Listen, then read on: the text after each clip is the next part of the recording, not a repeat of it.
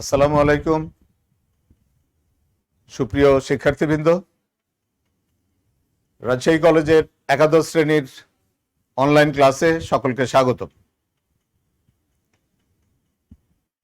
প্রতিবারের মতো আজকেও আমি তোমাদের সাথে আছি। আব্দুল্লাহ আল মাহমুদ, অধ্যাপক, সমাজকর্ম বিভাগ, রাজশাহী কলেজ।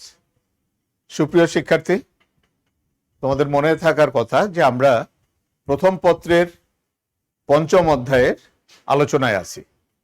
সকলকে শুভ দুপুর জানিয়ে আজকের ক্লাস শুরু করছি। আশা করি এই মুহূর্তে যে সকল শিক্ষার্থী আমাদের সাথে যুক্ত আছো, তোমরা জানো যে আমাদের এই পঞ্চম অধ্যায়ের আলোচ্য বিষয়গুলো হলো সমাজকর্মের সাথে বিভিন্ন সামাজিক বিজ্ঞানের সম্পর্ক। তাহলে শিক্ষার্থীরা, আমরা আজকের ক্লাস শুরু করি। সকলকে স্বাগতম। সুপ্রিয় শিক্ষার্থী, আজকের আলোচ্য বিষয়টা হলো আমাদের সমাজকর্মের সাথে পৌরনীতি ও সুশাসনের সম্পর্ক। ইতিপূর্বে আমরা তোমাদের সাথে যে বিষয়গুলো নিয়ে আলোচনা করেছি, সমাজকর্মের সাথে সমাজবিজ্ঞানের সম্পর্ক, সমাজকর্মের সাথে নৃবিজ্ঞানের সম্পর্ক, সমাজকর্মের সাথে মনোবিজ্ঞানের সম্পর্ক, সমাজকর্মের সাথে অর্থনীতির সম্পর্ক। আজকে আমরা আলোচনা করব পৌরনীতির সম্পর্ক, এবং আমাদের পরবর্তী ক্লাসটি হবে জনবিজ্ঞান বা ডেমোগ্রাফির সাথে সমাজকর্মের সম্পর্ক। আশা করি সমাজকর্ম যাদের সাবজেক্টটি আছে তারা এই ক্লাসে উপস্থিত আছো এই মুহূর্তে। আর যদি নাও থেকে থাকো, তাহলে আশা করব পরবর্তী যে কোনো এক সময় তোমরা এই রেকর্ডেড ক্লাসটি দেখবে। যাই হোক শিক্ষার্থীবৃন্দ, আমরা মূল আলোচনায় চলে আসি। আমরা যদিও এই কথাটি আমরা বারবার বলছি যে সমাজকর্ম হলো একটি ব্যবহারিক সামাজিক বিজ্ঞান বা অনুশীলনধর্মী সামাজিক বিজ্ঞান, যা কি করে সমাজ সম্পর্কিত পূর্ণ জ্ঞান অর্জন করে সামাজিক সমস্যার সমাধান এবং সামাজিক উন্নয়ন সাধনের কাজ করে থাকে। এই যে সমাজ সম্পর্কিত পূর্ণ জ্ঞান অর্জন করতে গেলে কিন্তু সমাজকর্মকে অন্যান্য সামাজিক বিজ্ঞানের যে শাখাগুলি আছে সেই শাখাগুলির উপর তাকে নির্ভরশীল হতে হচ্ছে বা নির্ভরশীল হতে হয়। যেহেতু সমাজকর্ম কোনো মৌলিক সামাজিক বিজ্ঞান নয়, এটি একটি আধুনিক অনুশীলনধর্মী সামাজিক বিজ্ঞান, যে কারণে এই বিষয়ের জ্ঞান চর্চার জন্য এই বিষয়টিকে সমাজবিজ্ঞান, মনোবিজ্ঞান, অর্থনীতি, নৃবিজ্ঞান, পৌরনীতি ইত্যাদি জ্ঞানের বিভিন্ন শাখা শুধু না, সাথে সাথে আবার যে সকল প্র্যাকটিসিং বিষয় আছে, অর্থাৎ পেশাগত বা পেশাদারী যেসব বিষয় আছে, যেমন চিকিৎসা পেশা, সাংবাদিকতা পেশা, তারপরে আইনগত পেশা, এই সকল বিষয়ের সাথে কিন্তু সমাজকর্মের একটি সম্পর্ক আছে। যে সম্পর্কটা কি করে? এই সম্পর্কটা করে কি সমাজকর্মীকে সমাজ সম্পর্কিত পূর্ণ জ্ঞান অর্জনের ক্ষেত্রে সহায়তা করে থাকে।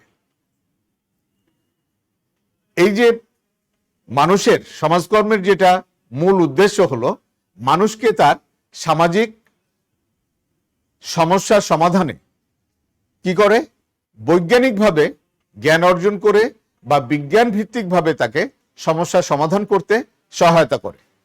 বিজ্ঞান ভিত্তিকভাবে যখন সমস্যার সমাধান করতে সহায়তা করে, স্বাভাবিকভাবে সমাজকর্মীদেরকে বিভিন্ন বিষয়ের জ্ঞানের উপর নির্ভর করতে হয়। যে কথাগুলো আমরা আগের ক্লাসগুলোতে বা ইতিপূর্বে যে আমরা ক্লাসগুলো নিয়েছি সেই ক্লাসগুলোতে আমরা এটা কিন্তু বারবার বলে এসেছি। ঠিক একইভাবে সমাজকর্মের সাথে যে সামাজিক বিজ্ঞানটির সম্পর্ক, আজকে যে বিষয়টি আলোচ্য বিষয়, এই বিষয়টিরও জ্ঞান কিন্তু সমাজকর্মীদের জন্য অত্যন্ত আবশ্যক। আর এই বিষয়টি হলো পৌরনীতি বা সুশাসন। পৌরনীতি ও সুশাসন এই বিষয়টি মূলত উচ্চ মাধ্যমিক শ্রেণীতে তোমাদের পৌরনীতি ও সুশাসন বিষয়ে আছে। তোমরা যারা পৌরনীতি সুশাসন অধ্যয়ন করো বা পাঠ করো, তোমরা জানো যে এটি উপরের ক্লাসে গিয়ে কিন্তু এই বিষয়টির নাম হয়ে যায় রাষ্ট্রবিজ্ঞান।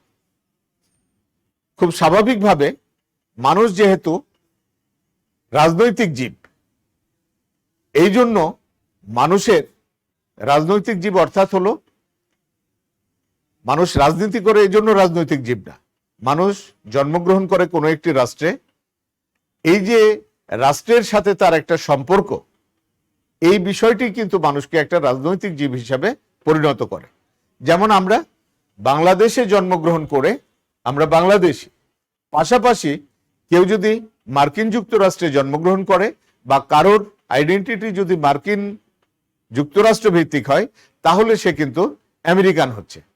আবার মধ্যপ্রাচ্যের কোনো আরব কান্ট্রিতে জন্মগ্রহণ করলে, সে যদি সৌদি আরবে জন্মগ্রহণ করে সে সৌদি আরবিয়ান, কেউ যদি ইরানে জন্মগ্রহণ করেন সে ইরানি, বা কেউ যদি ইরাকে জন্মগ্রহণ করে সে ইরাকি, কেউ যদি স্পেনে জন্মগ্রহণ করে, ইউরোপের স্পেনে জন্মগ্রহণ করে সে স্প্যানিশ।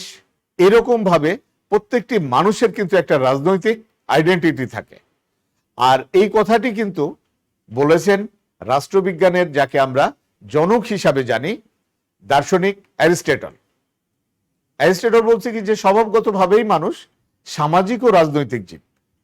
যেমন সমাজ ছাড়া মানুষের অবস্থান বা মানুষকে আমরা চিন্তাই করতে পারি না, ঠিক একইভাবে কিন্তু মানুষের সাথে সাথে একটা রাজনৈতিক আইডেন্টিটি আছে। আর আমরা যদি অ্যারিস্টটলের এই সংজ্ঞাটাকে খুব হালকা মেজাজে বিশ্লেষণ করি, সেখানে আসবে কি, নাগরিক হিসাবে বা মানুষের জীবন সম্পর্কে অধ্যয়ন করার জন্য, অধ্যয়ন করতে গেলে সমাজ বা মানুষকে তার সামাজিক ও রাজনৈতিকভাবে যদি আমরা বিশ্লেষণ করতে যাই, তাহলে এখানে সমাজবিজ্ঞান বা এখানে পৌরনীতি ও সুশাসন চলে আসে। সমাজবিজ্ঞান আসে, তাহলে তোমরা বলবে যে সমাজবিজ্ঞানের সাথে না, সমাজবিজ্ঞানেরই তো অ্যাপ্লাইড বা প্রায়োগিক রূপ হচ্ছে সমাজকর্ম। এই জন্য আমরা এই কথাটা বলছি যে মানুষ সামাজিক এবং রাজনৈতিক জীব হিসাবে তার আচার আচরণকে কি করে, নিয়ন্ত্রণ করার জন্য, তার অধিকার কর্তব্যকে বিকশিত করার জন্য এই পৌরনীতির জ্ঞান বা রাষ্ট্রবিজ্ঞানের জ্ঞান একটা মানুষের জন্য প্রয়োজন। আমরা যদি সাথে সাথে পৌরনীতির সাথে আমরা যদি এই সুশাসন এই কথাটিতে আসি, তাহলে এর যদি আমরা ব্যাখ্যা করি, পৌরনীতি এবং সুশাসন, যার ইংরেজি হলো সিভিক্স অ্যান্ড গুড গভর্নেন্স। ইংরেজি সিভিক্স এই শব্দটি পৌরনীতির প্রতিশব্দ। সিভিক শব্দটি এসছে ল্যাটিন সিভিস এবং সিভিটাস থেকে, যার অর্থ নাগরিক এবং নগর রাষ্ট্র, যেটি সেই প্রাচীন একেবারে খ্রিস্টের জন্মেরও পূর্বে গ্রিস বা রোমান এইরকম যে সকল সভ্যতা ছিল, সেই সকল রাষ্ট্রে বা সেই সব তৎকালীন রাষ্ট্রগুলো ছিল নগর রাষ্ট্র। আর এই নগর রাষ্ট্রের যারা নাগরিক, নগর রাষ্ট্রের যারা অধিবাসী, তাদেরকেই মূলত বলা হতো নাগরিক। এই হিসাবে আমরা বলতে পারি যে উৎপত্তিগত অর্থে যে সামাজিক বিজ্ঞান নাগরিক ও নগর রাষ্ট্র সম্পর্কে আলোচনা করে, সেটিই হলো মূলত পৌরনীতি। সাথে সাথে আরেকটি বিষয় যেটি হলো গুড গভর্নেন্স। এই গুড গভর্নেন্স শব্দটি কিন্তু অনেক পরে এসছে। এ প্রসঙ্গে তোমাদের একটু আমরা বলে রাখি, সেটি হলো যে আমরা যখন তোমাদের মতো, বিশেষ করে আমি তোমাদের মতো উচ্চ মাধ্যমিক শ্রেণীতে যখন অধ্যয়ন করেছি, আমারও কিন্তু একটি ঐচ্ছিক বিষয় ছিল পৌরনীতি। এই সুশাসন বিষয়টি কিন্তু মূলত এসছে 90 দশকে। 90 দশকে কিভাবে আসলো? বিশ্বব্যাংক 1989 সালে এক সমীক্ষায় সর্বপ্রথম এই সুশাসন প্রত্যয়টি ব্যবহার করে। সুশাসন হলো জাতীয় বিষয়সমূহের সব স্তরে অর্থনৈতিক, রাজনৈতিক ও প্রশাসন কর্তৃপক্ষের সুব্যবস্থাপনা। অর্থাৎ কোন দেশের নাগরিকের কল্যাণ ও অধিকার ভোগের নিশ্চয়তা দেয় বলে পৌরনীতিতে সুশাসন বিষয়টি একটা গুরুত্বপূর্ণ শর্ত হিসাবে এর সাথে সম্পর্কিত। মূলত সুশাসন হলো অংশীদারিত্বমূলক, স্বচ্ছতা, জবাবদিহিতা, আইনের শাসন, দক্ষতা, ন্যায়পরায়ণতা প্রভৃতি বৈশিষ্ট্য সম্পন্ন প্রশাসনকে বোঝায়। কি আসছে তাহলে সুশাসনের সাথে? অংশীদারিত্বমূলক। অর্থাৎ এখন কিন্তু সারা বিশ্বের যে কোনো দেশের দিকে যদি আমরা আমাদের দৃষ্টিটাকে নিয়ে যাই, তাহলে সেখানে দেখতে পারবো কি এখন কিন্তু সেই রাজা বা রানী ভিত্তিক বা সেই রকম সম্রাটদের আর দেশ নাই। এখানে বিশ্বের অধিকাংশ দেশই হচ্ছে কিন্তু গণতান্ত্রিক দেশ।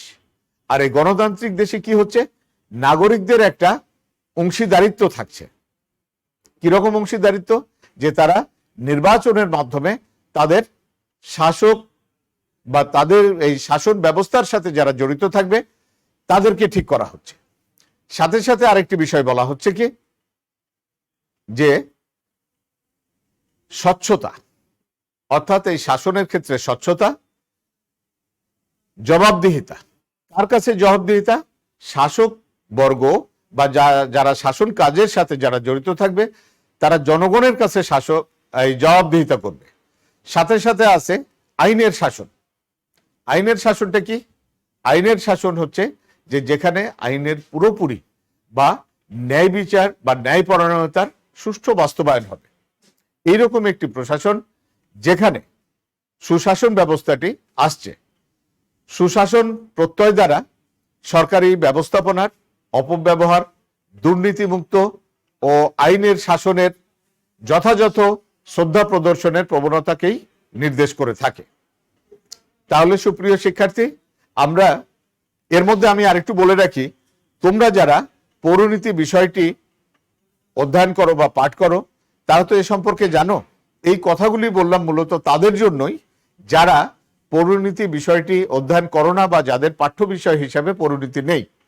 সাধারণভাবে আমরা যে বিষয়টি জানি বা বুঝি বা যে বিষয়টি সাধারণভাবে যদি আমরা সুশাসনের দিকে যদি দৃষ্টি দিই, তাহলে এখানে হচ্ছে জনগণের অংশীদারিত্ব, সর্বক্ষেত্রে স্বচ্ছতা, জবাবদিহিতা, আইনের শাসন, ন্যায়পরায়ণতা, এইরকম বৈশিষ্ট্যপূর্ণ প্রশাসন বা এইরকম বৈশিষ্ট্যপূর্ণ রাষ্ট্র, যেখানে যে রাষ্ট্রে কি হবে? ক্ষমতার অপব্যবহার হবে না, দুর্নীতিমুক্ত হবে এবং আইনের শাসনের প্রতি যথাযথ প্রদর্শন থাকবে। এই হচ্ছে মূল বিষয়টা। এরপর আমরা আসি সুশাসন বা পৌরনীতি ও সুশাসনের পরিধিটা কোথায় বা এটা কি বিষয় নিয়ে আলোচনা করে, বা সমাজকর্ম পড়তে গিয়ে আমরা এই বিষয়টি সম্পর্কে কেন আমাদের জানার দরকার আছে বা কেন আমরা এই বিষয়টি সম্পর্কে পাঠ করতে যাব। তাহলে প্রথমে যদি আমরা আসি যে পৌরনীতির আলোচ্য বিষয় কি? পৌরনীতির আলোচ্য বিষয় হচ্ছে নাগরিকতা বিষয়ক আলোচনা। নাগরিকতা বিষয়ক আলোচনার মধ্যে যে নাগরিকতার অর্থ কি, নাগরিকতা কিভাবে অর্জন করা যায়, নাগরিকের অধিকার কি কি, নাগরিককে শুধু অধিকার ভোগ করলে হবে না তো, সাথে সাথে তার কর্তব্য পালন আছে, সুনাগরিকতার গুণাবলী কি ইত্যাদি বিষয় সম্পর্কে পৌরনীতিতে কি হয়? আলোচনা করা হয়। তাইলে আমরা যখন সমাজকর্মের সাথে সম্পর্কটাতে পড়তে যাব বা শিখতে যাব, তখন আর বাকি বিষয়গুলোর সাথে আমরা আসি, তাহলে এটি আমাদের কাছে আরেকটু ক্লিয়ার হবে। আমরা পরেরটি দেখি। পরেরটা আমরা বলছি মানব সভ্যতার সাথে সম্পর্কিত বিভিন্ন সংগঠন সম্পর্কে আলোচনা।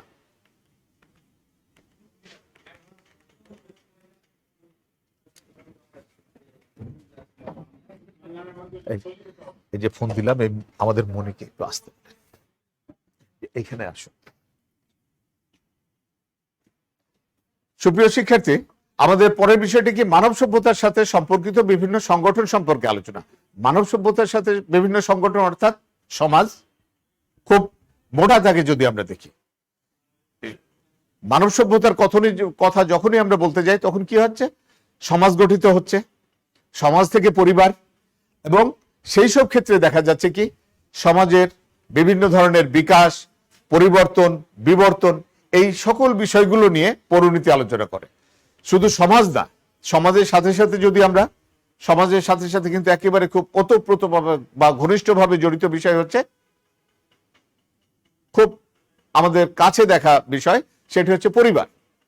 আমরা যদি কয়েক বছর আগে, কয়েক যুগ আগের আমরা পরিবার ব্যবস্থাকে বুঝি, সেখানে কিন্তু যৌথ পরিবার ব্যবস্থা ছিল। বর্তমান পরিবার ব্যবস্থা কিন্তু আরো সংকুচিত হয়ে গেছে কোনো কোনো ক্ষেত্রে একক পরিবার, আবার কোনো কোনো ক্ষেত্রে হয়ে গেছে এটি অনুপরিবার। তাইলে এই যে সমাজের যে পরিবর্তন, সমাজের যে বিকাশ বা সমাজ সম্পর্কিত বিভিন্ন সংগঠন, পরিবার ব্যবস্থা, আমরা যে কোনো সামাজিক সমস্যা, খুব আমাদের কমন একটি সামাজিক সমস্যা হচ্ছে মাদকাসক্তি, অথবা হচ্ছে যুব অসন্তোষ, অথবা হচ্ছে আমাদের পরিবারে যারা বয়োজ্যেষ্ঠ থাকে এদের নিরাপত্তাহীনতা, অথবা আমরা বলতে পারি শিশুদের নিরাপত্তাহীনতা।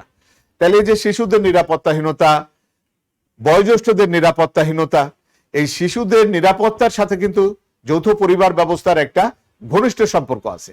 ঠিক একইভাবে বয়োজ্যেষ্ঠদের ক্ষেত্রেও যদি আমরা বলতে যাই, একই কথা কিন্তু চলে আসবে। আমরা যদি খুব সহজভাবে বলতে যাই,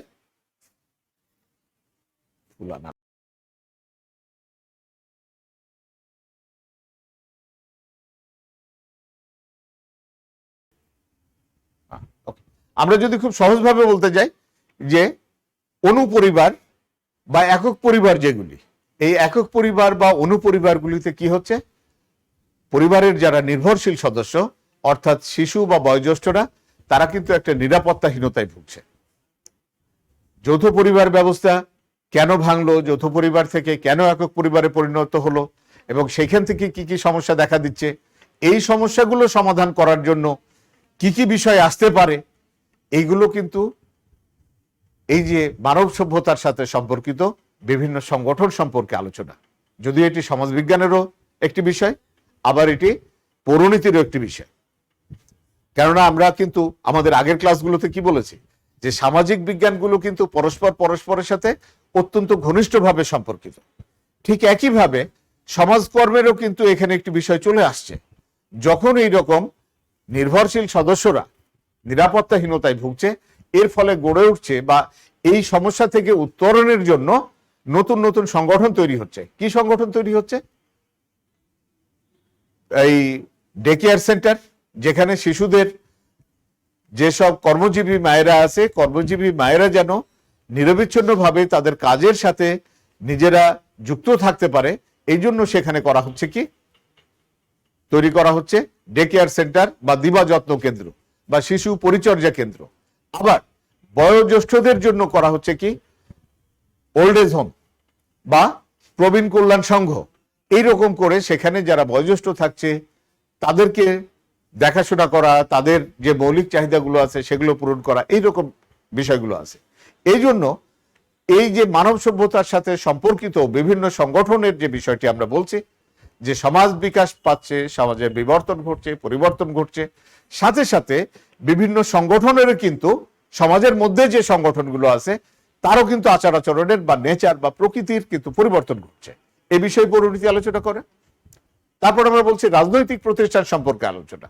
রাজনৈতিক প্রতিষ্ঠানের মধ্যে কি আছে? রাষ্ট্র আছে, সরকার আছে, সংবিধান আছে, এর প্রকৃতি, এর শ্রেণীবিভাগ। সুপ্রিয় শিক্ষার্থী, তোমরা যারা পরিণতি পড়ো তারা তো জানোই যে রাষ্ট্র বিভিন্ন ধরনের, রাষ্ট্রের কি হতে পারে, সরকার ব্যবস্থা হতে পারে, মন্ত্রী পরিষদ শাসিত সরকার ব্যবস্থা হতে পারে, যেটি আমাদের বাংলাদেশে আছে। আবার হতে পারে রাষ্ট্রপতি শাসিত সরকার ব্যবস্থা, যেটি মার্কিন যুক্তরাষ্ট্রে আছে। আবার সংবিধানেরও কিছু বিভিন্ন রকমের ব্যবস্থা আছে, সংবিধানের বিভিন্ন ধরনের বৈশিষ্ট্য আছে। এক একটা দেশের সংবিধান এক এক ধরনের, এক এক দেশের সরকার ব্যবস্থা এক এক ধরনের। যেমন বাংলাদেশের সরকার ব্যবস্থাটি হচ্ছে এককেন্দ্রিক সরকার ব্যবস্থা। পাশাপাশি যদি আমরা আমাদের প্রতিবেশী রাষ্ট্র ভারতের কথা বলি অথবা মার্কিন যুক্তরাষ্ট্রের কথা বলি, সেখানে কিন্তু আবার কিন্তু এককেন্দ্রিক না, সেখানে হচ্ছে শাসন ব্যবস্থাটি একটি রাজ্য সরকার থাকে, আবার একটি থাকে কেন্দ্রীয় সরকার। এরকমও কিন্তু ভাগ আছে। আবার এগুলোর মধ্যে এই যে রাষ্ট্র সরকার এগুলোর তুলনামূলক আলোচনা, এছাড়াও থাকছে কি নির্বাচন ব্যবস্থা, নির্বাচক মণ্ডলী, বিভিন্ন ধরনের রাজনৈতিক দল, জনমত ইত্যাদি বিষয় সম্পর্কে পরিণতিতে আলোচনা হয়ে থাকে, বা ইত্যাদি বিষয় হলো পরিণতির আলোচ্য বিষয়। তারপর আমরা পরবর্তীটি বলছে নাগরিকতার অতীত, বর্তমান এবং ভবিষ্যৎ সম্পর্কে আলোচনা। নাগরিকতার সাথে জড়িত যে সকল বিষয় আছে, প্রাচীনকালে নাগরিকতার কি রূপ ছিল, আমরা যদি সেই প্রাচীন গ্রিস রাষ্ট্রের যে নাগরিকতার রূপ আর বর্তমানের যে জাতীয় রাষ্ট্রের নাগরিকতার রূপ কিন্তু ভিন্ন। সাথে সাথে নাগরিকের কি কি অধিকার আছে, নাগরিক রাষ্ট্র থেকে কি কি অধিকার ভোগ করতে পারে, সাথে সাথে রাষ্ট্রের কি কি কর্তব্য আছে। আবার রাজনৈতিক প্রতিষ্ঠানের সদস্য হিসাবে, অর্থাৎ রাষ্ট্রের সদস্য হিসাবে নাগরিকরা তাদের প্রকৃতি কে হতে পারে, তারা কি ভূমিকা পালন করবে, অথবা একটি দেশের নাগরিকতা অর্জন কিভাবে করা যায়। যেমন আমাদের দেশের অনেক মানুষ আছে যারা জন্মগতভাবে বা জাতিগতভাবে যারা বাঙালি বা বাংলাদেশী, তারা কেউ কেউ ব্রিটিশ নাগরিকত্ব লাভ করে সেখানে তারা অবস্থান করছে, কেউ কেউ আমেরিকাতে, বাংলাদেশের মানুষ আমেরিকাতে দীর্ঘদিন থাকার ফলে সেখানকার নাগরিকতা লাভ করেছে। তারা শুধু ভোট দেয়া শুধু না, এমনকি ভোটে তারা সেখানকার প্রার্থীও হতে পারে বা নির্বাচিতও হতে পারে। এবং বাংলাদেশের অনেক মানে বাংলাদেশি আছে যারা ব্রিটিশ পার্লামেন্টের সদস্য হিসাবেও কিন্তু কাজ করে, এটা তোমরা অনেকেই জানো। তাহলে যে নাগরিকতা সম্পর্কে বিভিন্ন যে দিক, এগুলি পরিণতির আলোচ্য বিষয়। পরবর্তী বলা হচ্ছে বিভিন্ন ধরনের স্থানীয়, জাতীয় এবং আন্তর্জাতিক বিষয় সম্পর্কিত আলোচনা করে পরিণতি। স্থানীয়, জাতীয় মানে পর্যায়ে কি বিষয় আছে, স্থানীয় পর্যায়ের বিষয় আছে ইউনিয়ন কাউন্সিল বা ইউনিয়ন পরিষদ, উপজেলা পরিষদ, জেলা পরিষদ, পৌরসভা আছে, সিটি কর্পোরেশন আছে। এগুলো কিন্তু স্থানীয় এবং জাতীয় পর্যায়ের বিভিন্ন ধরনের প্রতিষ্ঠান। এই প্রতিষ্ঠানগুলো কি কি ধরনের কাজ করবে, তাদের কর্মপরিধি কি ইত্যাদি বিষয় কিন্তু পরিণতির আলোচ্য বিষয়। সাথে সাথে বিভিন্ন আন্তর্জাতিক প্রতিষ্ঠান বা আন্তর্জাতিক বিষয়াবলী, আন্তর্জাতিক বিষয়াবলীর মধ্যে বিভিন্ন আঞ্চলিক সহযোগিতা ফোরাম, যেমন আছে আমাদের সার্ক, এইরকম আছে D8, এরকম বিভিন্ন নামের কিন্তু OIC, এগুলো কিন্তু আঞ্চলিক সহযোগিতা ফোরাম। আবার আছে কিছু আন্তর্জাতিক ফোরাম অ্যাবসলিউটলি যেগুলো সারা বিশ্বব্যাপী যার কর্মপরিধি, এরকম হচ্ছে জাতিসংঘ এবং এর বিভিন্ন অঙ্গ সংগঠন। এই বিভিন্ন অঙ্গ সংগঠনের মধ্যে WHO অর্থাৎ বিশ্ব স্বাস্থ্য সংস্থা, যে সংস্থার আমরা নাম সবসময় শুনে থাকছি, বিশেষ করে এই করোনাকালীন সময় কিন্তু WHO নামটা বারবার ঘুরে ঘুরে আসে। ঠিক একই রকমের আরো একটি জাতিসংঘের বিশেষায়িত প্রতিষ্ঠান FAO, food and agriculture organisation আছে, ইউনেস্কো, ইউনিসেফ এবং UNDP। এই যে আন্তর্জাতিক সংস্থাগুলো বা জাতিসংঘের বিশেষায়িত সংস্থা, এই বিষয়েও কিন্তু বা এই বিষয়গুলো সম্পর্কে পরিণতি আলোচনা করে থাকে। এগুলো তো হলো চোখে দেখা জিনিস বা চোখে দেখা প্রতিষ্ঠান। এছাড়াও কিন্তু কিছু বিমূর্ত বিষয় পরিণতির আলোচ্য বিষয়। সেই বিমূর্ত বিষয়গুলি হচ্ছে আইন, সাম্য, স্বাধীনতা, নৈতিকতা, ন্যায় বিচার, মানবাধিকার, এই সকল বিষয়। এ সকল বিষয় কিন্তু পরিণতি আলোচনা করে। যেমন আইনের উৎস, তারপরে আইনের প্রকৃতি, আইনের পরিধি, সাম্য স্বাধীনতার সম্পর্ক, আইনে স্বাধীনতার রক্ষা কবচ, আইনের সাথে স্বাধীনতা ও নৈতিকতার সম্পর্ক, মানবাধিকার, এই সকল বিষয় কিন্তু পৌরনীতি আলোচনা করে। তাহলে সুপ্রিয় শিক্ষার্থী, আমরা দেখছি পৌরনীতির ও সুশাসনের আলোচ্য বিষয় বা পরিধি কিন্তু ব্যাপক এবং বিস্তৃত। আর এই ব্যাপক বিস্তৃত আলোচ্য বিষয়ের মধ্যে থেকে কিন্তু আমরা সমাজ কর্ম যারা পাঠ করি বা সমাজকর্ম যারা চর্চা করে, তাদের কিন্তু এই জ্ঞানটি অত্যন্ত জরুরি। কেন জরুরি? যে আমরা যে কোনো যদি সমাজকর্মের কাজগুলোকে বাস্তবায়ন করতে যাই, তাহলে দেখা যাবে কি সেখানে আমাদের রাষ্ট্রীয় একটা স্বীকৃতি বা রাষ্ট্রীয় অনুমোদন প্রয়োজন। অথবা সেভাবে না বলে যদি আমরা সরাসরি বলি যে সেখানে কিন্তু রাষ্ট্রীয় আইনের প্রয়োজন। রাষ্ট্রীয়, তাইলে এই যে আমরা আইনের উৎসের কথা বলছি, যে আইন কোথা থেকে আসে? আইন আসে কিন্তু খুব সাধারণভাবে যে পার্লামেন্ট থেকে। তাহলে যে কোনো জাতীয় বিষয় যখন পার্লামেন্ট থেকে বা আমাদের বাংলাদেশের হিসাবে জাতীয় সংসদ থেকে পাস হয়ে আসে, তখন সেটা আইনে পরিণত হয়। আমাদের দেশে যে সকল বিভিন্ন ধরনের উন্নয়ন কর্মকাণ্ড বা জনগণের কল্যাণের জন্য যে সকল বিষয়াদি রাষ্ট্র দিয়ে থাকে, সুযোগ সুবিধাগুলো দিয়ে থাকে, এগুলো কিন্তু পার্লামেন্ট থেকে পাশ হয়ে আসতে হয়।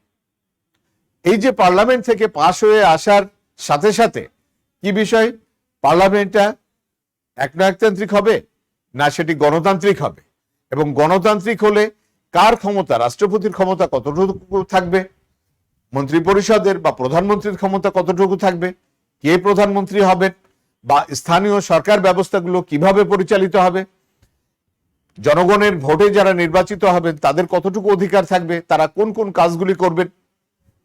খুব সহজ কথায় আমরা বলি, আমাদের দেশে বর্তমান সরকারের সময় বিভিন্ন ধরনের কিন্তু আমাদের সোশ্যাল সেফটিনেস অর্থাৎ সামাজিক নিরাপত্তা কর্মসূচি বাস্তবায়িত হচ্ছে। যে সামাজিক নিরাপত্তা কর্মসূচির আওতায়, তোমাদের কাছে বিষয়টা কঠিন মনে হতে পারে, খুব সহজ করে আরেকটু বলি, তোমরা যারা শহরাঞ্চলে বা গ্রামাঞ্চলে বসবাস করো, তোমরা দেখেছো যে আমাদের দেশের যারা প্রবীণ মানুষ অর্থাৎ 60 ঊর্ধ্ব মানুষ, এইরকম মানুষদেরকে কিন্তু রাষ্ট্র প্রবীণ ভাতা বা বয়স্ক ভাতা দিয়ে থাকে। এই যে বয়স্ক ভাতা বা প্রবীণ ভাতা, এটি কিন্তু দেয়া হয় সমাজ কল্যাণ অধিদপ্তরের একটি অফিস আছে, যেটি উপজেলা সমাজসেবা অফিস। এই উপজেলা সমাজসেবা অফিসের মাধ্যমে রাষ্ট্র এটি বন্টন করে থাকে। তাহলে রাষ্ট্রের নীতির মধ্যে প্রবীণদেরকে ভাতা বা বয়স্কদেরকে ভাতা দেয়া হবে, এই রকম নীতি না থাকলে কিন্তু রাষ্ট্র সেটি, এই সমাজ কল্যাণ সেই কাজটি বাস্তবায়ন করতে পারে না। পাশাপাশি আমরা যদি বলি যে এখন কিন্তু বিভিন্ন অঞ্চলে প্রসূতি মায়েদেরকে একটি বিশেষ ভাতা দেওয়া হয়। আমরা 5 বছর আগে বা 10 বছর আগে এটি আমরা কল্পনাও করতে পারিনি যে বাংলাদেশের কোনো প্রসূতি মা গ্রামীণ এলাকায় বিশেষ করে সরকারের কাছ থেকে এই ধরনের কোনো ভাতা লাভ করতে পারবে। অথবা আমরা এই যে সামাজিক সোশ্যাল সেফটিনেসের আরো কিছু বিষয় আছে, বিধবা ভাতা, এই যে ভাতাগুলো দেয়া হচ্ছে বা বাস্তবায়ন করা হচ্ছে, এগুলো কিন্তু আগে কোথা থেকে, এটি আমাদের সংসদ থেকে পাশ হয়ে আসে এবং রাষ্ট্র সেটিকে বাস্তবায়ন করে। তাহলে যে কোনো ধরনের আমরা যদি কর্মসূচির কথা বলি, যে এই কর্মসূচিগুলো সোশ্যাল সেফটিনেস অথবা অন্যান্য সামাজিক নিরাপত্তামূলক ব্যবস্থা অথবা জনগণের কল্যাণে আরো যেসব কার্যাবলী গৃহীত হয়, সেখানে কিন্তু রাষ্ট্রবিজ্ঞান বা পৌরনীতির জ্ঞানটা কিন্তু ব্যাপকভাবে দরকার। বা এই জ্ঞান না থাকলে কিন্তু যারা এই কাজগুলোকে বাস্তবায়ন করবে, অর্থাৎ সমাজসেবার কাজগুলো বা সমাজ কল্যাণের কাজগুলোকে বাস্তবায়ন করবে, তাদের পক্ষে কিন্তু এটি করা সম্ভব হয়ে থাকে না।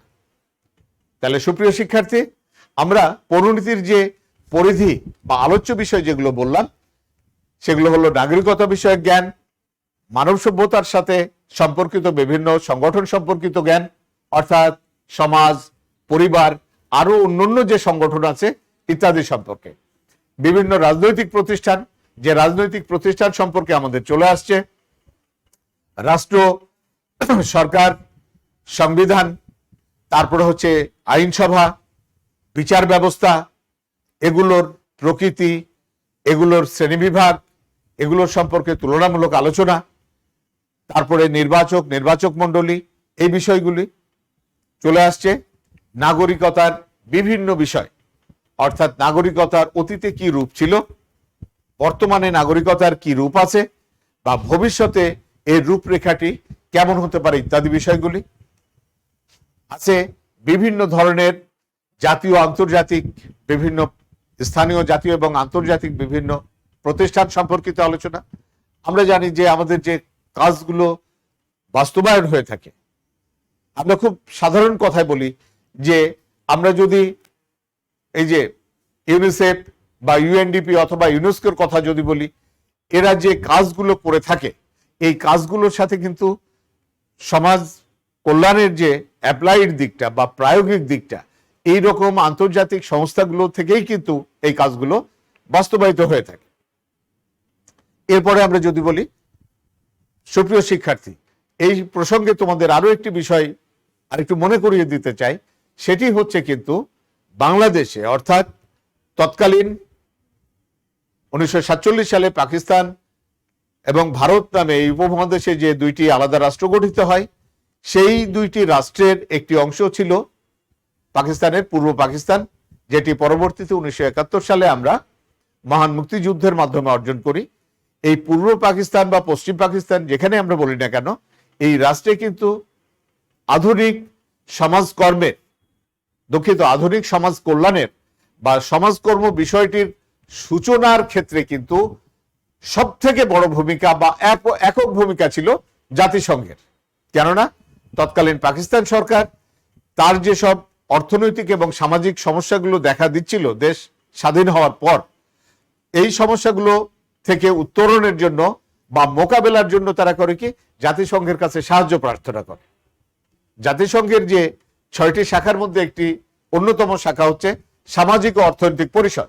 এই সামাজিক অর্থনৈতিক পরিষদ, যার সদস্য কিন্তু এরকম UNESCO, UNICEF, UNDP, WHO, FAO, এছাড়াও আরো অনেক সংগঠন আছে, কিন্তু UNHRC আছে, তারপরে এরকম বিভিন্ন বিষয়াদি নিয়ে যে আন্তর্জাতিক সংগঠনগুলো, এগুলোই কিন্তু জাতিসংঘের সেই অঙ্গ সংগঠন বা অর্থনৈতিক ও সামাজিক পরিষদের সদস্য হিসাবে এইসব সংগঠনগুলো কাজ করে।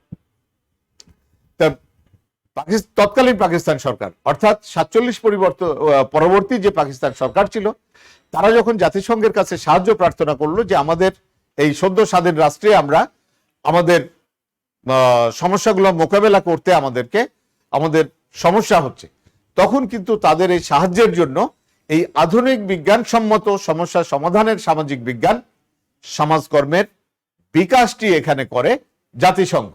জাতিসংঘ একদল বিশেষজ্ঞ পাঠায়। সেই বিশেষজ্ঞ দল ঢাকা সহ তৎকালীন যেসব বড় বড় শহর ছিল, অর্থাৎ ঢাকা, চট্টগ্রাম, রাজশাহী, খুলনা, এরকম বড় বড় শহরে তারা ব্যাপক জরিপ কাজ চালায় যে কেন এই সমস্যা হচ্ছে, এই সমস্যা থেকে উত্তরণের পথ কি। এবং জরিপ কাজ চালানোর পর তারা যে ফলাফলটা পায়, সেই ফলাফলের ফলশ্রুতিতেই কিন্তু ঢাকা প্রজেক্ট নামে একটি প্রকল্প শুরু করে। পরবর্তীতে এই প্রকল্পটি শহর সমষ্টি উন্নয়ন বা UCDP নামে এই কর্মসূচিটি চালু হয়, এবং সাথে সাথে এই কর্মসূচির সাথে যারা জড়িত বা সম্পর্কিত তাদের জন্য সমাজ কল্যাণ ও গবেষণা ইনস্টিটিউট, যেটি বর্তমানে ঢাকা বিশ্ববিদ্যালয়ের একটি ইনস্টিটিউট হিসেবে পরিচিত, সেইখান থেকে কিন্তু সমাজকর্ম শিক্ষার সূচনা হয়।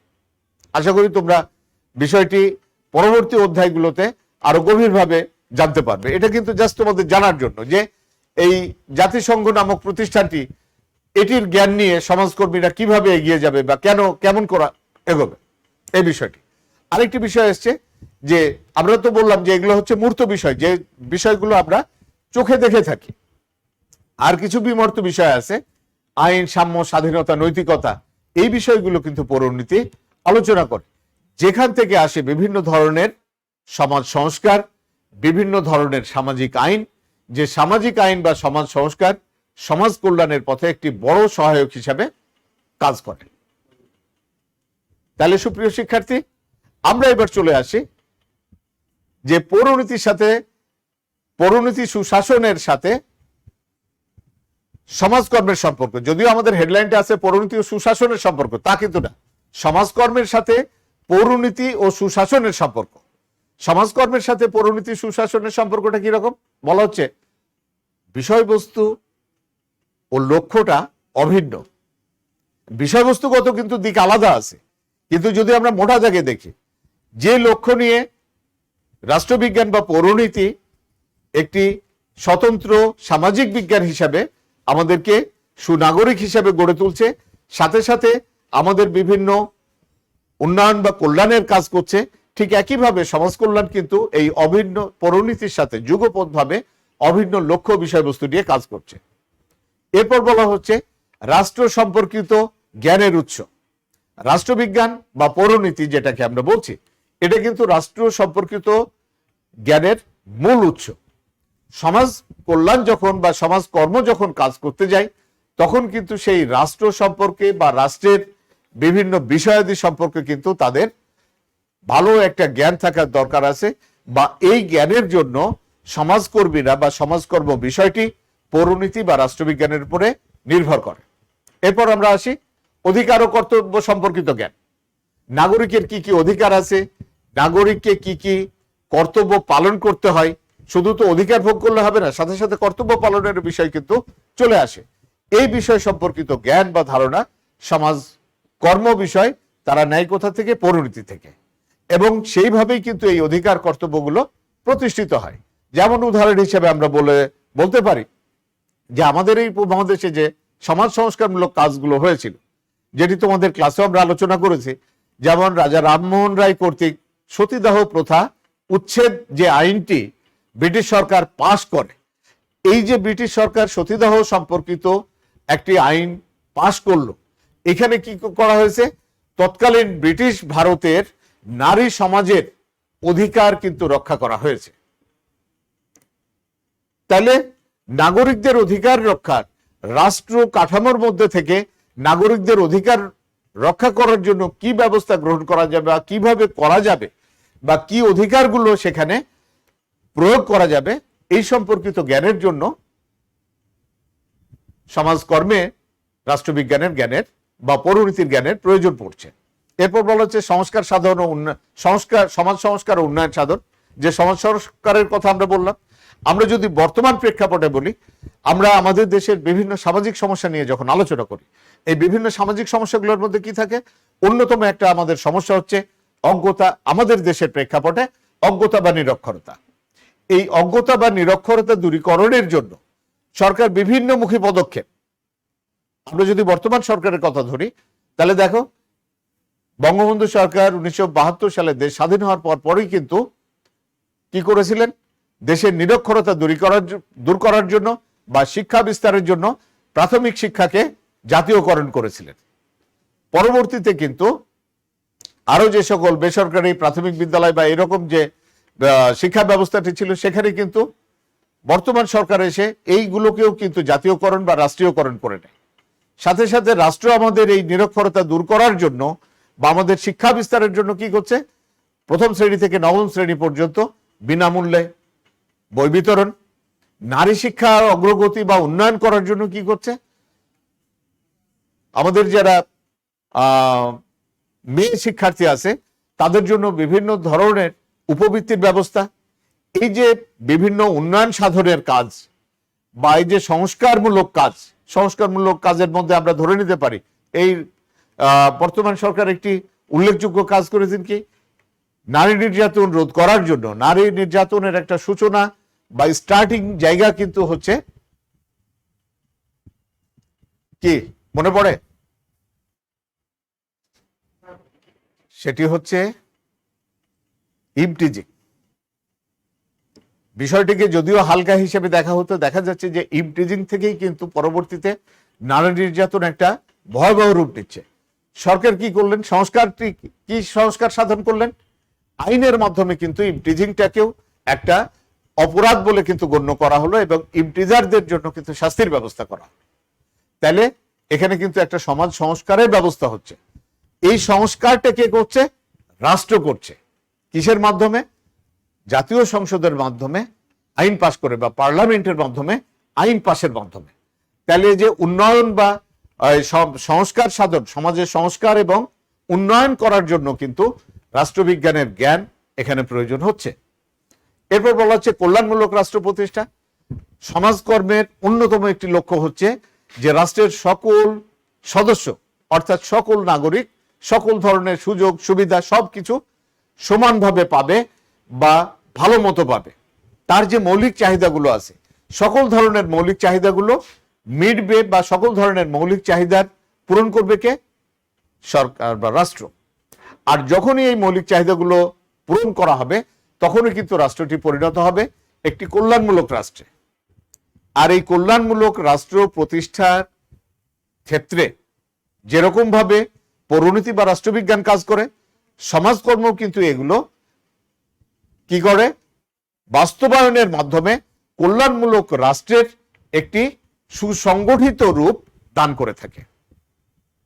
আইন প্রয়োগ বা সরকারি নীতি নির্ধারক, সেটা আমরা মন্ত্রিপরিষদ শাসিত সরকার বলি, আর আমাদের পার্লামেন্টারিয়ান বা আমাদের মাননীয় সংসদ সদস্য যারা আছেন তাদের মাধ্যমে হোক, আইনটি পাশ করার পর সেটি বাস্তবায়নের, অর্থাৎ এখানে পরিণতির জ্ঞান নিয়ে আইনটি বাস্তবায়ন করার দিকে এগিয়ে যাওয়া হয়, আর সমাজ কর্মের জ্ঞানে এটাকে কিন্তু একটা প্রাতিষ্ঠানিক রূপ দেওয়া হয়।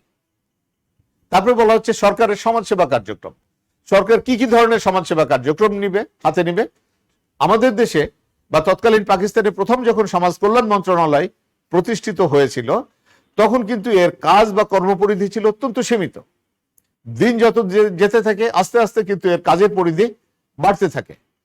যেমন আমাদের যারা বিশেষ চাহিদা সম্পন্ন মানুষ আছে, অর্থাৎ প্রতিবন্ধী যারা, প্রতিবন্ধী কল্যাণের জন্য বিভিন্ন ধরনের ব্যবস্থা, সেই শারীরিক প্রতিবন্ধী, বিশেষ করে শারীরিক, বর্তমানে কিন্তু শুধু শারীরিক প্রতিবন্ধী না, যারা মানসিক প্রতিবন্ধী বা মানসিক প্রতিবন্ধী অর্থাৎ শারীরিক এবং মানসিক প্রতিবন্ধী এক ধরনের, আমরা কিন্তু আমাদের নতুন একটি বিষয় নিয়ে আমরা মোটামুটি ভাবে এখন প্রায় সকলেই সোচ্চার, বা তোমরা যখন দ্বাদশ শ্রেণীতে সেকেন্ড পেপার পড়বে তখন সেখানেও দেখবে যে অটিজম নামে একটি পেপার আছে, তাই একটি টপিকস আছে।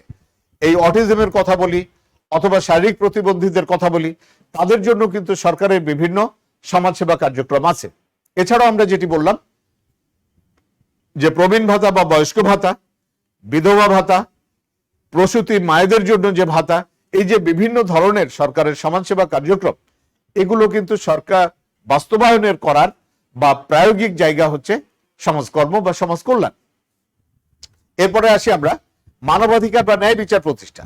মানবাধিকার বা ন্যায় বিচার প্রতিষ্ঠার সাথে কিন্তু সমাজকর্ম এবং পরিণতি বা রাষ্ট্রবিজ্ঞান যুগপৎভাবে কাজ করে বা একসাথে কাজ করে যায়।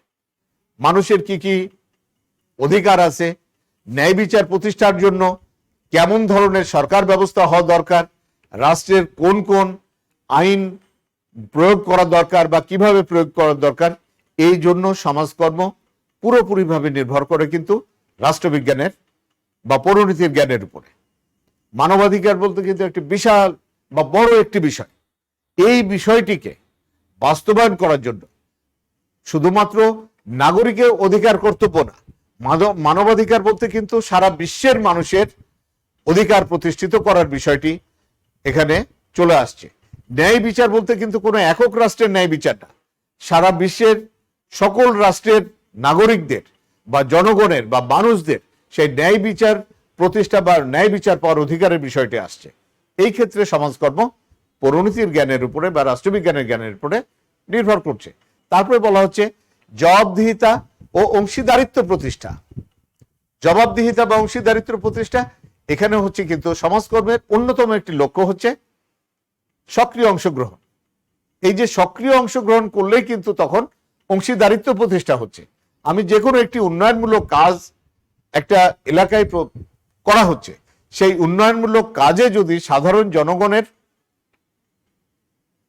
অংশগ্রহণ থাকে বা সাধারণ জনগণ যদি সেটাতে অংশগ্রহণ করে, তাহলে কিন্তু যে কাজটি প্রতিষ্ঠা হবে সেটা কিন্তু পুরোপুরিভাবে জনগণের কাছে তাদের ইচ্ছা মতো কিন্তু কাজটি করা যাবে না, বা যারা কাজটি বাস্তবায়ন করে তারা নিজেদের পছন্দ মতো করলে হবে না। কেননা সেখানে যেহেতু জনগণের অংশগ্রহণ আছে। সুপ্রিয় শিক্ষার্থী, তোমরা বিভিন্ন জায়গায় দেখবে আমাদের দেশে বন বিভাগ সামাজিক বনায়ন নামে একটি কর্মসূচি বাস্তবায়ন করে থাকে।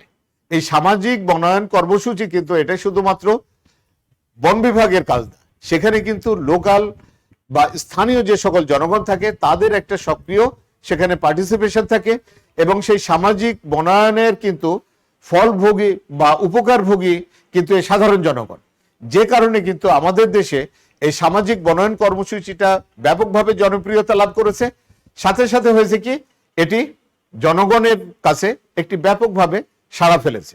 ঠিক একইভাবে আমরা যদি বলি যে জবাবদিহিতা বা অংশীদারিত্বের যে বিষয়টি, এই জবাবদিহিতা বা অংশীদারিত্বের বিষয়ে আমরা যদি আসি, যে আমাদের স্থানীয় সরকার ব্যবস্থা, যদি আমাদের নির্বাচিত প্রতিনিধি সেটি যে পর্যায়ের হোক না কেন, ইউনিয়ন কাউন্সিল পর্যায়ে হতে পারে বা আরো বড় বড় জায়গায় হতে পারে, সেই ক্ষেত্রে আমাদের হয়ে থাকে কি, সেই ক্ষেত্রে হয়ে থাকে কি, যদি সে জনগণের পক্ষে বা সেই জনগণের কল্যাণে কাজ না করে থাকে, জনগণ কিন্তু পরবর্তী নির্বাচনে কি করতে পারে, তাকে নির্বাচিত নাও করতে পারে। এই জন্য কিন্তু এই জনপ্রতিনিধিদের একটা জবাবদিহিতার ব্যাপার বা জনগণের একটা অংশীদারিত্বের ব্যাপার, যে ক্ষেত্রে সমাজকর্ম পরিণতি পরস্পরের সাথে সম্পর্কযুক্ত। যাক সুপ্রিয় শিক্ষার্থী, আমরা তো শুধু সম্পর্কের কথা বললে হয় না, কারণ বিষয় দুইটা হলো সম্পূর্ণ ভিন্ন বিষয়। শুধু যে সম্পর্ক থাকবে তা কিন্তু না, সম্পর্কের মধ্যে পার্থক্যও আছে, যেগুলো আমরা অন্যান্য বিষয়গুলোর ক্ষেত্রে তোমাদের সাথে আলোচনা করেছিলাম। প্রকৃতিগত পার্থক্য, দৃষ্টিভঙ্গি গত তো পার্থক্য আছে। রাষ্ট্রবিজ্ঞান বা পরিণতি শুধুমাত্র রাষ্ট্র, তার কাঠামো বা রাষ্ট্রের নাগরিকের অধিকার কর্তব্য এগুলি নিয়ে আলোচনা করে। সমাজকর্মের আলোচ্য বিষয়ের মধ্যে যতটা রাষ্ট্র, রাষ্ট্রের নাগরিক, রাষ্ট্রের পরিধি, রাষ্ট্রের কর্মসূচি তাই এখানে কিন্তু বেশি আসে, আর বিশেষ করে আসে কল্যাণমূলক কর্মসূচির ক্ষেত্রগুলোই বেশি।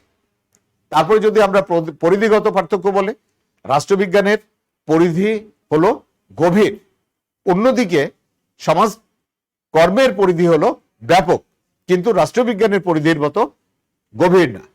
পরবর্তীটাতে আমরা সেটা বলছি যে জ্ঞানের গভীরতা।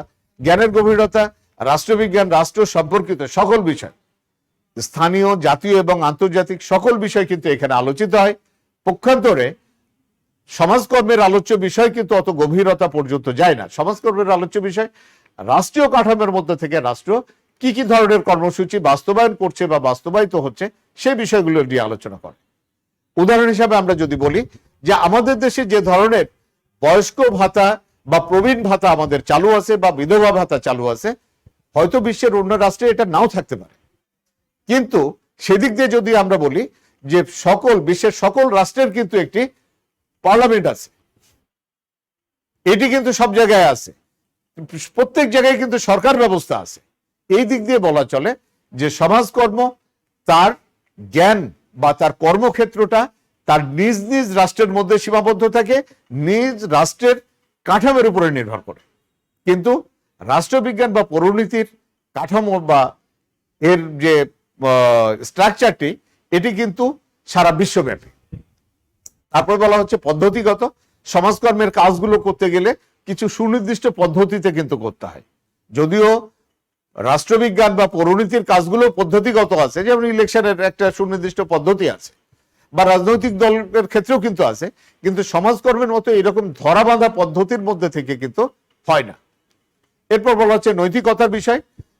সমাজকর্মের নৈতিকতার বিষয়টি বেশি করে নিয়ে আসা হয়, কিন্তু অনেক ক্ষেত্রে দেখা যায় যে রাষ্ট্রবিজ্ঞানের রাষ্ট্রীয় ক্ষমতা দখল বা রাষ্ট্রীয় ক্ষমতার যে বিষয়গুলো আসে, এখানে কিন্তু নৈতিকতা অতটা আসে না। তোমরা নিশ্চয় জানো যে আমাদের আরেক প্রতিবেশী দেশ মায়ানমারে কিন্তু গণতান্ত্রিক বা তাদের নির্বাচিত সরকারকে উচ্ছেদ করে সেখানে সামরিক সরকার বা সামরিক শাসন প্রতিষ্ঠিত হয়েছে। কোন গণতান্ত্রিক রাষ্ট্রে বা বিশ্বের কোনো দেশই কিন্তু এইরকম সামরিক শাসন ব্যবস্থা এটা কিন্তু নৈতিকভাবে সমর্থন করা হয় না। সেদিক দিয়ে এখন মায়ানমারে যারা রাষ্ট্র ক্ষমতায় আছে বা শাসন কাজ পরিচালনা করছে, ঠিক তাদের দৃষ্টিতে এটি অনৈতিক না হলেও কিন্তু বিশ্বের দৃষ্টিতে যেমন অনৈতিক, ঠিক একইভাবে সমাজকর্ম এই ধরনের কাজগুলোকে সমর্থন করে না বা সমর্থন দেয় না। নেক্সট হচ্ছে কল্যাণমুখিতা। নৈতিকতার সাথে কল্যাণমুখিতা অনেকটাই কিন্তু মিলে যায়। কল্যাণমুখিতার বিষয় যেটি আসে সেটি হচ্ছে রাষ্ট্র, সমাজকর্ম মনে করে রাষ্ট্র আছেই কিন্তু জনগণের কল্যাণ করার জন্য, কিন্তু কোনো কোনো ক্ষেত্রে দেখা যায় রাষ্ট্র কিন্তু এই কল্যাণমুখিতা থেকে বেরিয়ে আসে। যেমন আমরা বলতে পারি যে রাষ্ট্র আরোপিত আমাদের উপরে যে ট্যাক্স আছে বা কর আছে বা বিভিন্ন ধরনের রাষ্ট্রকে যে আমাদের কর দিতে হয়, সেই করের টাকা কিন্তু রাষ্ট্র পরিচালিত হয়, কিন্তু কোনো কোনো ক্ষেত্রে আবার মনে হয় কি যে এটা জনগণের জন্য বাড়তি বোঝা বা জনগণের উপর একটা উপদ্রবের মতো মনে হয়। তা এই কল্যাণমুখিতার দিক দিয়ে যদি আমরা ব্যাখ্যা করতে যাই, তাহলে সমাজ কল্যাণ বা সমাজ কর্মের ক্ষেত্রে কিন্তু এইরকম কর বা জনগণের কাছ থেকে কোনো কিছু নেয়ার বিষয় থাকে না, কিন্তু রাষ্ট্র পরিচালনার জন্য যখন অর্থের প্রয়োজন পড়ে তখন কিন্তু আবার এই কল্যাণমুখিতার দিকটা অনেকটাই কিন্তু সেই কল্যাণমুখিতা থেকে সরে আসে। যাই হোক, এই কল্যাণমুখিতার দিকেও একটি পার্থক্য আছে। রাষ্ট্র যে সেবাগুলো দিয়ে থাকবে বা দিয়ে থাকে, শুধু আমাদের দেশ না, সারা বিশ্বে সেই সেবার এগনেস্টে কিন্তু রাষ্ট্র জনগণের কাছ থেকে কিন্তু কিছু কর নেয় বা ট্যাক্স নেয়, আবার সেই ট্যাক্সের টাকায় জনগণের কল্যাণে ব্যবহার হয়। কিন্তু সমাজ কল্যাণের বিষয়টা হচ্ছে যে কল্যাণ করব, তার এগনেস্টে রাষ্ট্রের কাছ থেকে কোনো বিশেষ ধরনের সুবিধা নেব না। এই হচ্ছে মূলত এই পৌরনীতি বা সুশাসনের সাথে সমাজকর্মের পার্থক্যের বিষয়টি। সুপ্রিয় শিক্ষার্থী, আমরা একবারে শেষ পর্যায়ে চলে এসেছি। শেষে বলা যায় যে সমাজকর্ম, পৌরনীতি, সুশাসনের মধ্যে কিছু মৌলিক পার্থক্য থাকলেও রাষ্ট্র, সমাজ এবং সমাজের নাগরিকদের সার্বিক কল্যাণের ক্ষেত্রে একে অপরের সাথে কিন্তু খুব ঘনিষ্ঠভাবে সম্পর্কিত। তাই মানুষের কল্যাণ, ভাগ্য উন্নয়নে, সমাজকর্মের লক্ষ্য উদ্দেশ্য বাস্তবায়নে পৌরনীতি, সুশাসন বা রাষ্ট্রবিজ্ঞানের জ্ঞান অপরিহার্য বা এটি খুব জরুরি। যাই হোক সুপ্রিয় শিক্ষার্থী, আমরা আমাদের আলোচনা এখানে শেষ করছি। তোমাদের কারো কোনো প্রশ্ন থাকলে তোমরা কমেন্ট বক্সে প্রশ্নটি লিখতে পারো বা তোমাদের মন্তব্য করতে পারো। শুধুমাত্র আসসালামু আলাইকুম স্যার আর তোমার রোল নাম্বার লেখার দরকার নাই। তোমাদের মতামত বা মন্তব্যের উপরে ভিত্তি করে কিন্তু পরবর্তী ক্লাসটি আমরা বা পরবর্তী সেশনটি পরিচালনা করার জন্য সচেষ্ট হব। আর পরবর্তী ক্লাসে আমাদের আলোচ্য বিষয় থাকবে সমাজকর্মের সাথে জনবিজ্ঞান বা ডেমোগ্রাফির সম্পর্ক ও পার্থক্য। সে পর্যন্ত সবারই সুস্বাস্থ্য ও কল্যাণ কামনা করে আজকের ক্লাস শেষ করছি। ধন্যবাদ সবাইকে।